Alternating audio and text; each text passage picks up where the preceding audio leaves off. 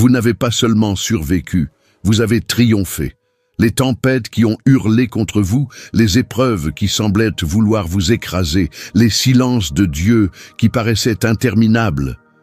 Tout cela faisait partie d'un plan minutieux, écrit dans le secret du ciel, pour forger en vous une force que rien ni personne ne pourra jamais briser. Chaque larme, chaque nuit d'incompréhension, chaque bataille invisible a sculpté en vous une armure spirituelle que le monde ne peut ni comprendre, ni percer. Aujourd'hui, ce n'est plus le temps des questions sans réponse.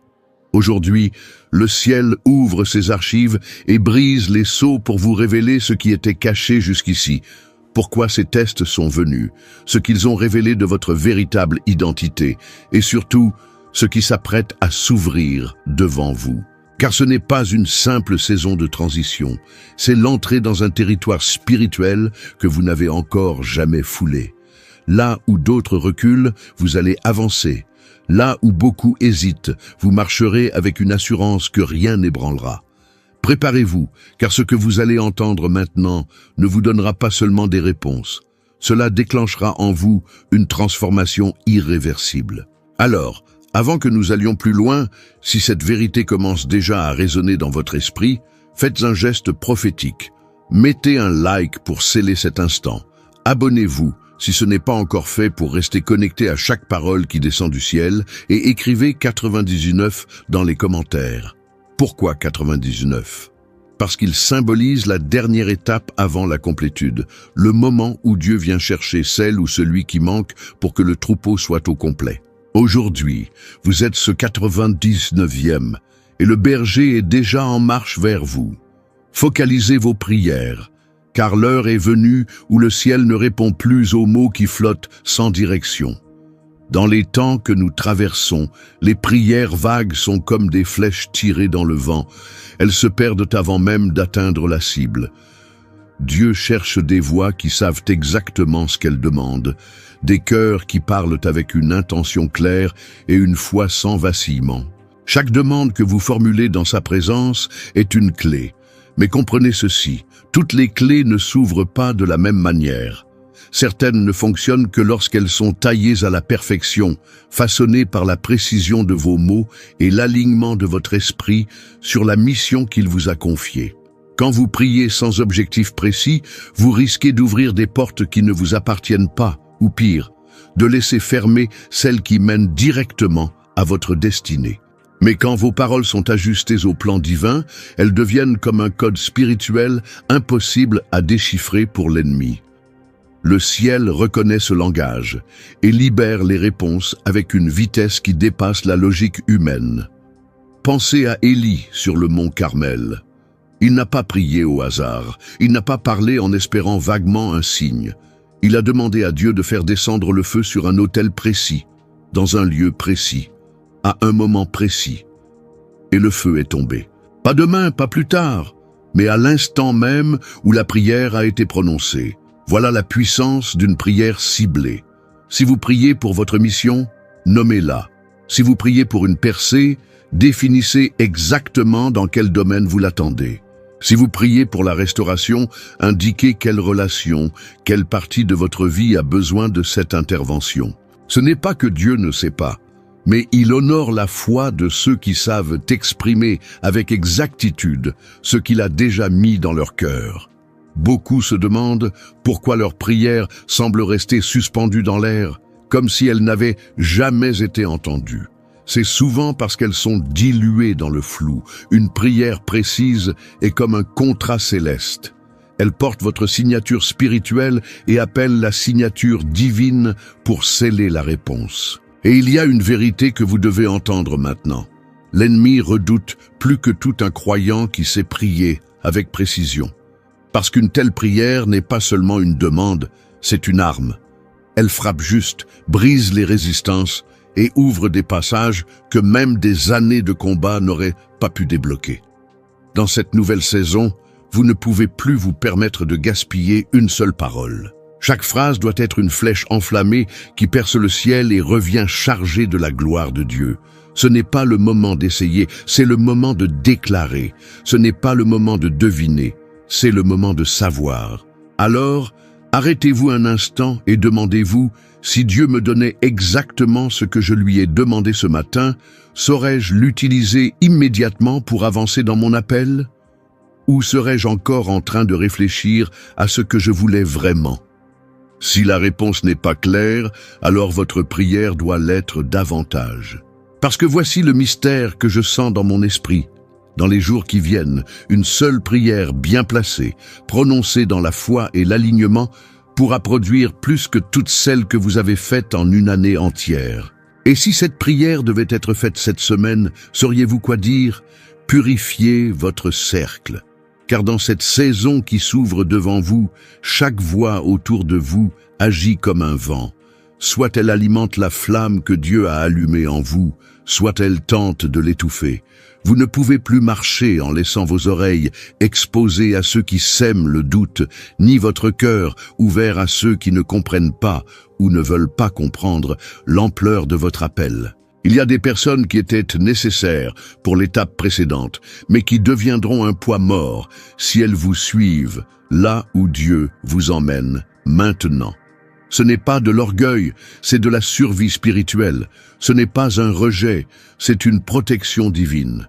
Dieu, dans sa sagesse, sait que certaines relations sont comme des chaînes invisibles. Elles ne font pas de bruit, mais elles ralentissent votre élan. Elles affaiblissent votre discernement. Elles contaminent vos prières. Parfois, ce n'est pas la présence de l'ennemi qui bloque votre avancée. C'est la présence de certaines personnes que vous avez laissées trop près de votre cœur. Le danger ne vient pas toujours de loin. Il vient souvent de ceux qui partagent votre table, mais pas votre vision. Et c'est là que Dieu intervient. Dans cette saison, il va commencer à tailler autour de vous. Vous allez voir des visages s'éloigner, des conversations se raréfier, des liens se distendre. Ne courez pas après ce que Dieu est en train de retirer. Ce n'est pas une perte, c'est un tri céleste. Il retire les voix dissonantes pour que la vôtre résonne plus fort avec la sienne. Mais chaque retrait cache une promesse. Dieu ne laisse jamais un vide.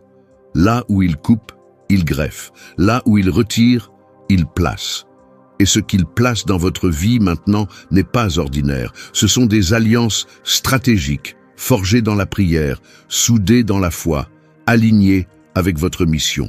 Ces personnes n'auront pas besoin d'explications interminables pour comprendre votre vision. Elles la porteront avec vous comme si c'était la leur. Elles ne viendront pas pour recevoir, mais pour bâtir.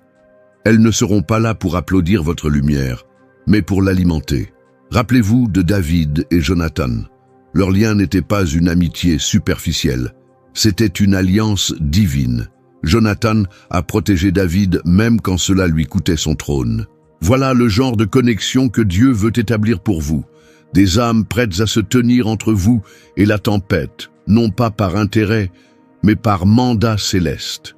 Vous devez donc être prêt à fermer certaines portes relationnelles, même si cela vous semble douloureux. Parce que chaque seconde que vous passez à nourrir une relation toxique est une seconde volée à la mission que Dieu vous a confiée. Et chaque personne que vous laissez occuper un espace qu'elle ne mérite pas retarde l'arrivée de celle qui a été envoyée par Dieu pour accélérer votre destinée. La vérité, c'est que le prochain niveau que Dieu prépare pour vous exige un entourage ajusté. Vous ne pouvez pas porter une onction nouvelle avec des alliances anciennes qui refusent de croître. Cette purification est comme l'élagage d'un arbre. Le but n'est pas de réduire, mais de permettre à la sève de se concentrer là où elle portera le plus de fruits. Et je vous le dis avec l'urgence que je sens dans mon esprit. Soyez attentifs dans les jours à venir, car il se pourrait que Dieu soit déjà en train de mettre sur votre chemin une personne clé, un Jonathan, un Aaron, un Barnabas, destiné à vous élever plus haut et plus vite que vous ne l'imaginez. Mais voici le mystère. Cette personne ne viendra pas tant que le siège qu'elle doit occuper est encore rempli par quelqu'un qui n'a jamais été censé rester. Alors, qui devra partir pour que celui qui doit entrer trouve sa place? Terminez ce que vous avez commencé. Car dans le royaume, l'onction ne repose pas sur ceux qui commencent fort, mais sur ceux qui achèvent ce que Dieu leur a confié. Beaucoup entendent l'appel, nombreux répondent avec enthousiasme, mais peu sont prêts à aller jusqu'au bout quand le chemin devient étroit, silencieux et parfois douloureux. Pourtant, c'est dans ces derniers mètres, quand les forces semblent vous abandonner, que le ciel observe le plus attentivement. Dieu n'oint pas les mains qui abandonnent à mi-parcours, il oint celles qui tiennent jusqu'à ce que la dernière pierre soit posée, jusqu'à ce que le dernier souffle du mandat ait été libéré. Si vous saviez combien de projets célestes ont été avortés à la dernière étape, non pas par manque de puissance, mais par manque de persévérance. Le monde spirituel ne récompense pas seulement l'obéissance initiale, il récompense la constance jusqu'à l'accomplissement total. C'est pourquoi l'ennemi ne s'acharne pas toujours au début d'une mission. Il attend que vous soyez fatigué, isolé, tenté de laisser pour plus tard. Il sait qu'une œuvre inachevée laisse une brèche, une porte entr'ouverte par laquelle il peut entrer et étouffer votre progression. Regardez Néhémie reconstruisant les murs de Jérusalem. Les attaques, les moqueries, les menaces se sont intensifiées à mesure qu'il approchait de la fin. Pourquoi ? Parce que l'ennemi sait que ce qui est terminé devient un témoignage gravé dans l'éternité, un autel d'où monte une gloire qu'il ne pourra plus jamais effacer. Tant que l'ouvrage est incomplet, il y a encore un espoir pour lui de le faire tomber. Mais une fois achevé, il devient intouchable. Ce que vous terminez aujourd'hui devient une fondation sur laquelle Dieu bâtira demain. Ce n'est pas seulement un acte d'obéissance, c'est une déclaration dans le monde spirituel. Ce que Dieu m'a confié, personne ne pourra l'éteindre. Et cette déclaration attire une dimension de faveur que rien d'autre ne peut libérer. C'est ainsi que les grandes élévations se déclenchent, non pas sur des idées brillantes, mais sur des mandats menés à leur terme. Ne vous laissez pas tromper par l'illusion de « l'essentiel est déjà fait ». Dans le plan divin, la gloire ne descend pas au premier coup de pioche, mais à la dernière pierre posée. Souvenez-vous de Moïse, conduisant le peuple jusqu'à la limite de la terre promise. Il fallait un Josué pour achever l'entrée. Dieu ne veut pas seulement que vous commenciez une œuvre, il veut que vous soyez celui ou celle qui la finalise avec excellence. Et l'excellence n'est pas un luxe, c'est une exigence du royaume. Terminer vite ou à moitié n'est pas suffisant. Chaque détail compte, chaque acte porte un parfum d'adoration ou d'indifférence. Quand vous finalisez avec soin ce que Dieu vous a confié, vous lui dites « Je reconnais la valeur de ce que tu m'as donné ». Et cette reconnaissance attire une multiplication surnaturelle. Alors, posez-vous cette question aujourd'hui. Combien de choses Dieu vous a-t-il confiées qui attendent encore d'être achevées ? Combien de chapitres sont restés ouverts dans votre vie parce que vous avez permis à la distraction, à la peur ou à la lassitude de vous arrêter avant la ligne d'arrivée? Ce qui est resté en suspens est comme un livre non fermé. Il ne peut pas libérer toute sa puissance tant que la dernière page n'est pas écrite. Et voici ce que je discerne. Dans cette saison, Dieu va honorer ceux qui osent reprendre ce qu'ils ont laissé en plan et le porter jusqu'au bout. Car parfois, la plus grande bénédiction n'est pas dans un nouveau départ, mais dans une finale que le ciel attendait depuis longtemps. La seule question est, êtes-vous prêt à aller jusqu'à la dernière pierre, même si le monde entier pense que l'ouvrage n'en vaut plus la peine? Présentez votre don avec excellence, car ce que Dieu vous a confié n'est pas un simple talent, ni une simple compétence, mais une part de sa gloire qu'il a choisi de déposer en vous pour un but précis. Vous n'êtes pas propriétaire de ce don, vous en êtes le gardien, l'intendant, le porteur. Et dans le royaume, ce que vous présentez à l'autel de votre appel parle plus fort que vos paroles. C'est pourquoi il ne suffit pas d'apporter quelque chose, il faut l'apporter pur, affiné, préparé, avec la précision et la beauté que le roi des rois mérite. L'excellence n'est pas une question d'orgueil ou de perfectionnisme humain, c'est un langage spirituel. C'est la preuve que vous comprenez la valeur de ce que vous offrez. Lorsque le prêtre préparait un sacrifice dans l'Ancien Testament, chaque détail comptait. La pureté de l'animal, l'absence de défauts, la manière dont il était présenté. Rien n'était laissé au hasard. Pourquoi? Parce que l'offrande reflétait l'honneur accordé à celui qui la recevait. Votre don aujourd'hui, qu'il soit artistique, intellectuel, prophétique ou pratique, est ce sacrifice. Et chaque fois que vous le présentez, vous dites au ciel, « Je sais de qui cela vient et je sais pour qui je le rends. » Il y a une vérité que beaucoup négligent. La façon dont vous présentez votre don détermine la dimension dans laquelle Dieu vous élèvera. Si vous le traitez comme quelque chose de commun, il restera dans la sphère du commun. Mais si vous le traitez comme une offrande royale, il portera une onction royale. L'excellence attire l'attention de Dieu, mais aussi celle des hommes que Dieu placera sur votre chemin. Les rois viennent voir ce qui est digne des rois. Ne croyez pas que l'excellence soit réservée à ceux qui ont beaucoup de moyens. Elle commence dans l'attitude. Elle se voit dans le temps que vous investissez, dans l'attention aux détails, dans le refus de donner juste assez pour dire que vous avez fait quelque chose. Le monde spirituel sait faire la différence entre un don jeté sur l'autel et un don façonné dans la prière, poli par la discipline, purifié par le feu de l'obéissance. Rappelez-vous de la femme qui a versé un parfum de grand prix sur les pieds de Jésus. Certains ont trouvé cela excessif, inutile, extravagant, mais Jésus a vu un acte prophétique, une offrande sans réserve, et il a déclaré que cet acte serait raconté partout où l'évangile serait annoncé. Pourquoi? Parce qu'elle a compris que l'on ne présente pas quelque chose au roi en calculant la dépense. Elle a compris que l'excellence dans l'offrande attire une mémoire éternelle. Ce que vous tenez dans vos mains aujourd'hui, que ce soit une idée, une chanson, une parole, une œuvre, n'est pas banal. Il porte un poids spirituel, et Dieu ne se contente pas que vous le livriez au monde. Il veut que vous le lui présentiez d'abord, comme un parfum qui monte vers lui. Ce parfum, c'est votre cœur, votre intention, la pureté avec laquelle vous servez. Ne sous-estimez pas la puissance de l'autel. Ce que vous déposez dessus est transformé. Une fois que votre don est passé par cet endroit sacré, il ne vous appartient plus.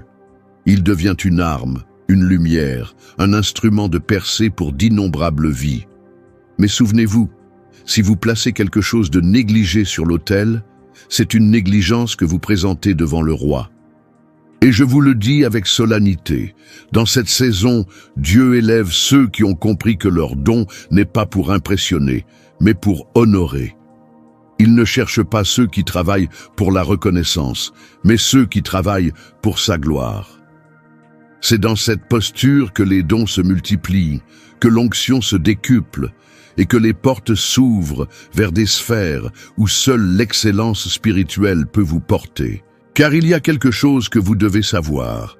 L'autel que Dieu prépare pour vous dans les jours à venir est déjà dressé. Mais ce qui déterminera si vous y montez ou non, c'est la qualité de ce que vous aurez à déposer dessus.